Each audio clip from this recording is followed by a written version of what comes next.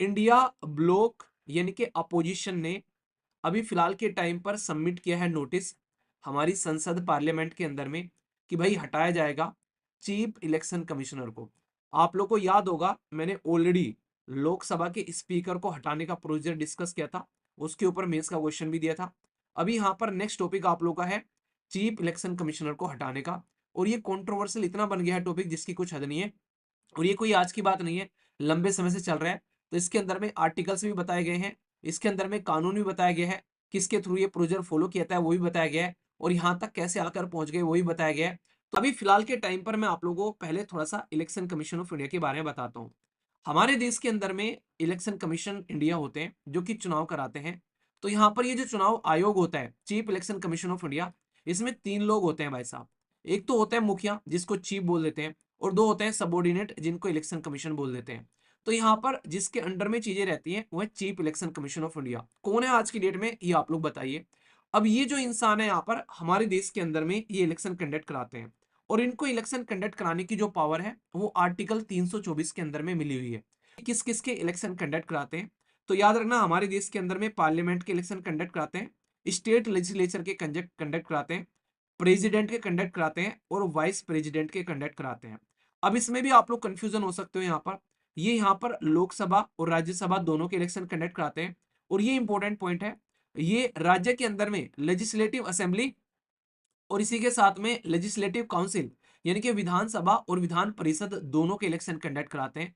तो हमारे देश के अंदर में अगर बात बोले तो लेजिस्लेटिव काउंसिल हालांकि कुछ ही राज्यों के अंदर में है, पर लेकिन याद रखना उसके इलेक्शन कंडक्ट भी कराए जाते हैं किसके द्वारा, इलेक्शन कमीशन ऑफ इंडिया के द्वारा।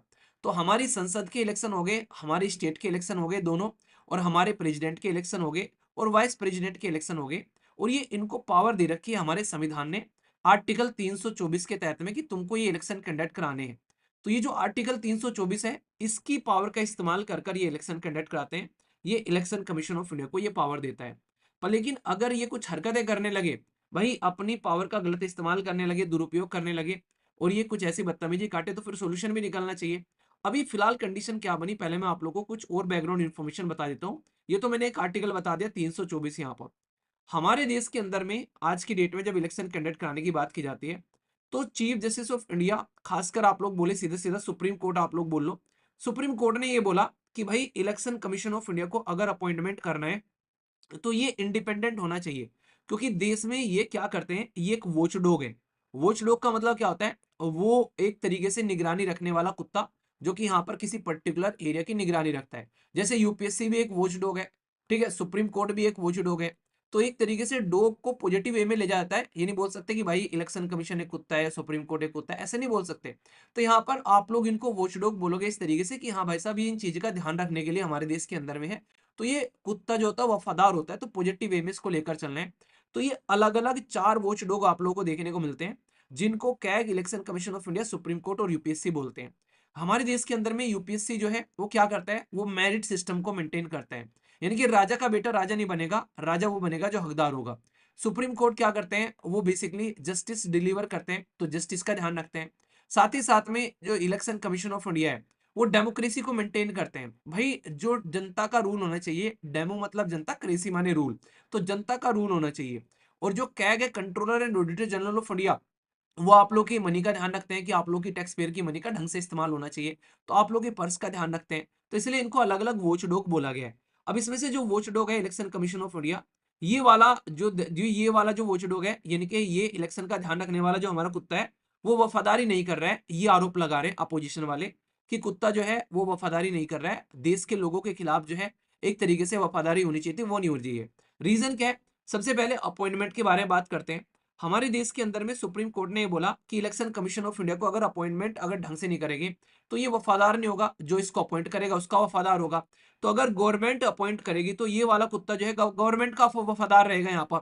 तो ये बोला गया कि गवर्नमेंट का वफादार होगा, मतलब कहने का सीधा सीधा ये है कि गवर्नमेंट के फेवर में काम करेगा यहाँ पर इलेक्शन कमीशन ऑफ इंडिया।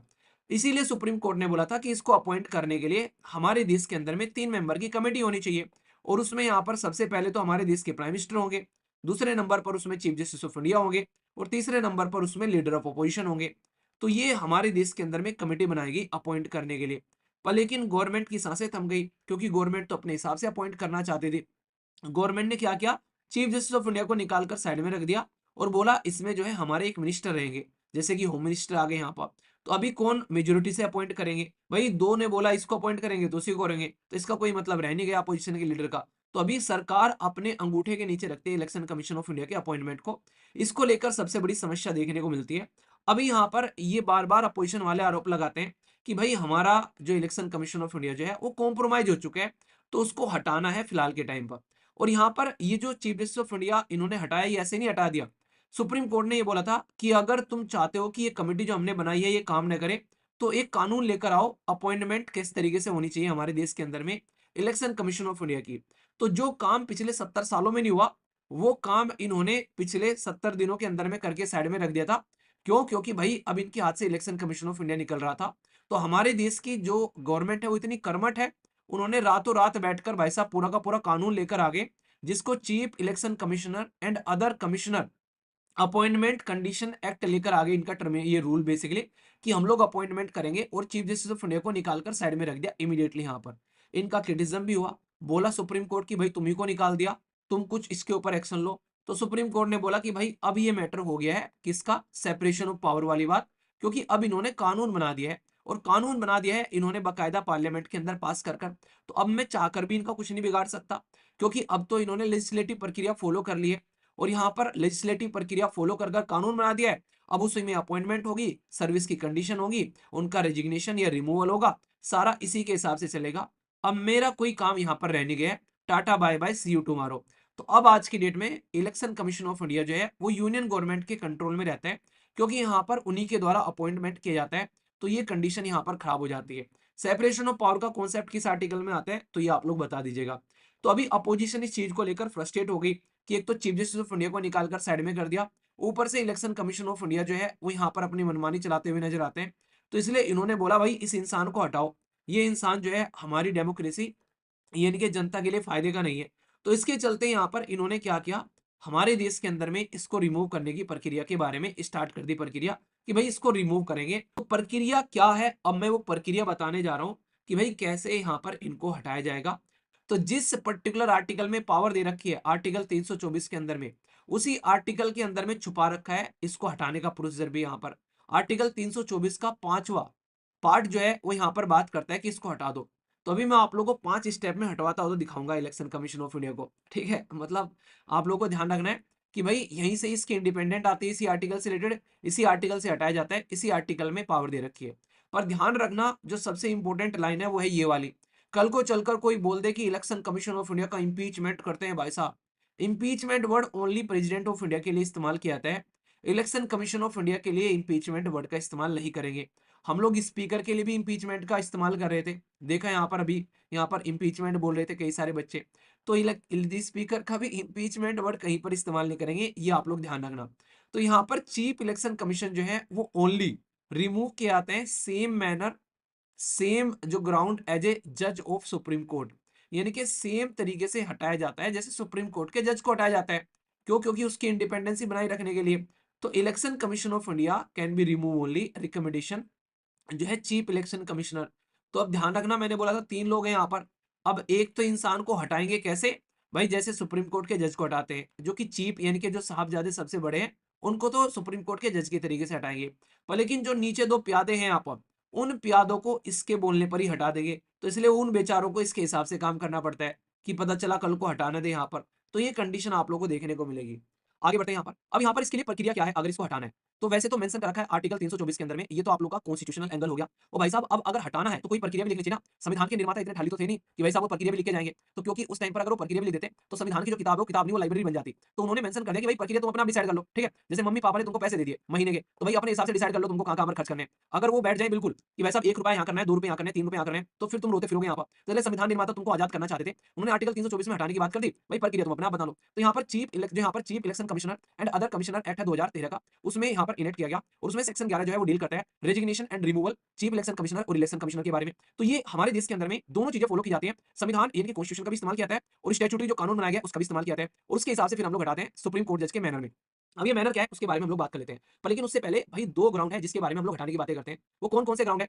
ये ग्राउंड है आर्टिकल बेसिकली यहाँ पर कहाँ पर लिखे हैं? आर्टिकल लिखे हुए हैं 124 के अंदर में। आप लोग बोलोगे अभी 324 के बारे में बात की जा रही है। ओ मेरे भाई कह तो दिया कि आर्टिकल 324 के हिसाब से हटाया जाएगा, पर हटाया कैसे जाएगा? हटाया जाएगा सुप्रीम कोर्ट जज के तरीके से। और सुप्रीम कोर्ट जज को कैसे हटाया जाता है? वो आर्टिकल 124 के हिसाब से हटाया जाता है। उसमें बाकायदा लिखा हुआ है कि अगर मिसबिहेव कर दे जज साहब जो है वो बिना कपड़े पहने आगे बताओ उसके अंदर में जो कहते हैं कोर्ट के अंदर में। तो क्या हो गया ये क्या सही तरीका है यहाँ पर? गाली दे देकर बात कर रहे हैं जो भी वहाँ पर खड़े हैं सबको गरिया रहे हैं वहाँ पर। तो ये गलत तरीका है, ऐसे नहीं होना चाहिए। या इनकैपेसिटी होगी यानी कि बीमार हो गए भाई काम करने की हालत में नहीं है, कोई लाइलाज बीमारी लग गई यहाँ पर जिसका इलाज ही नहीं करते हैं, टर्मिनली इल डिजीज यानी कि इंसान को जो है लेकर ही डूबेगी, ऐसी कोई चीज लग गई यहाँ पर, तो फिर क्या होगा आप लोग समझ सकते हैं यहाँ पर। तो अगर ऐसी हरकतें हो जाए तो भाई उन इंसान को हटाना ही चाहिए यहाँ पर, या आप लोग समझ सकते हैं। तो इसलिए आप लोग चीजों को यहाँ पर ध्यान रखिएगा, ठीक है। मतलब कोई ऐसी बीमारी लगे कि भाई इंसान जो है सीरियस या फिर एथिकल मिसकंडक्ट कर रहा है या अपनी ड्यूटी परफॉर्म नहीं कर रहा है, तो आगे चलते हैं यहाँ पर।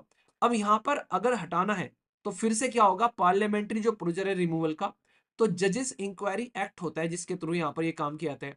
तो यहाँ पर 100 मेंबर तो लोकसभा के, 50 मेंबर राज्यसभा के।